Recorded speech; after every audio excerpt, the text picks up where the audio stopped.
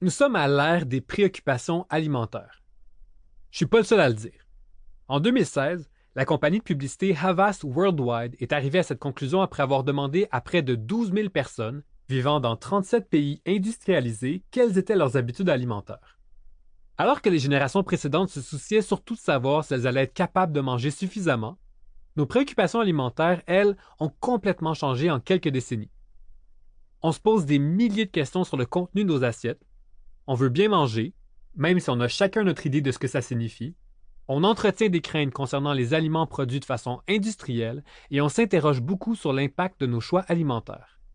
Bref, on est perdu. Et d'une certaine façon, c'est normal. La science de la nutrition a fait des pas de géant au 20e siècle. Les liens entre les aliments et la santé sont multiples. On découvre constamment des nouvelles molécules, des nouveaux gènes, des nouvelles bactéries qui vivent en nous ou même de nouvelles propriétés aux aliments. Ces découvertes ont été et sont toujours utilisées à outrance par de nombreux acteurs, dont l'industrie agroalimentaire, qui brouille les messages avec des signes de dollars. En industrialisant le système agroalimentaire et en intégrant les concepts de la nutrition à la façon dont nous nous alimentons, nous sommes loin des aliments que nos parents ou nos grands-parents mangeaient. C'est comme si on avait jeté par-dessus bord la bouée de sauvetage qui s'était avérée efficace pour les générations précédentes sans penser à un plan B. Attention! Je suis pas en train de dire que tout était rose dans le passé. On avait accès à une moins grande diversité alimentaire, à moins de nourriture, et les carences nutritionnelles étaient beaucoup plus fréquentes. Il ne faut pas oublier que l'espérance de vie au Canada a augmenté significativement depuis le début du 20e siècle. Un homme né entre 1920 et 1922 vivait en moyenne 20,5 années de moins qu'un homme qui serait né aujourd'hui. Les femmes en ont gagné 23. Nous vivons donc maintenant en moyenne 79,3 années pour les hommes ou 83,6 années pour les femmes. Et à 3 repas par jour, c'est plus de 85 000 fois où nous aurons à nous demander quoi manger. Si la réduction de la mortalité infantile a eu un impact certain, les habitudes de vie, dont l'alimentation, ont aussi joué un rôle important.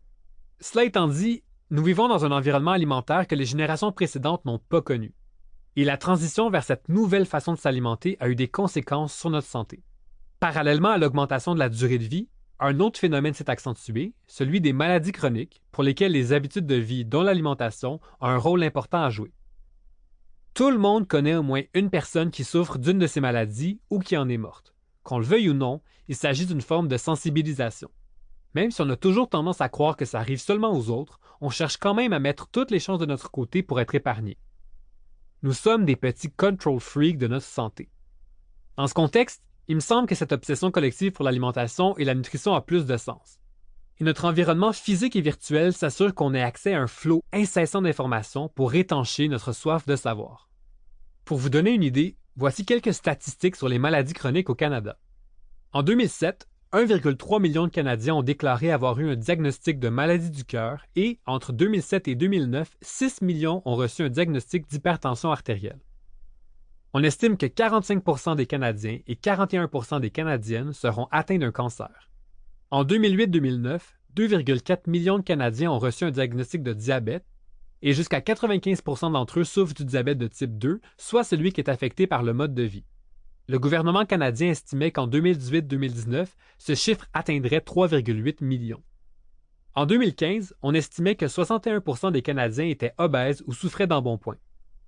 Au Canada, ces maladies chroniques sont celles qui tuent le plus de gens. En 2012, parmi les principales causes de décès, on retrouvait le cancer, donc 30%, les maladies cardiovasculaires, 20%, les accidents vasculaires cérébraux, donc les AVC, 5%, et le diabète, 3%. Donc, près de 3 décès sur 5 sont attribuables à une maladie où la façon de s'alimenter a un impact qui est démontré par la science.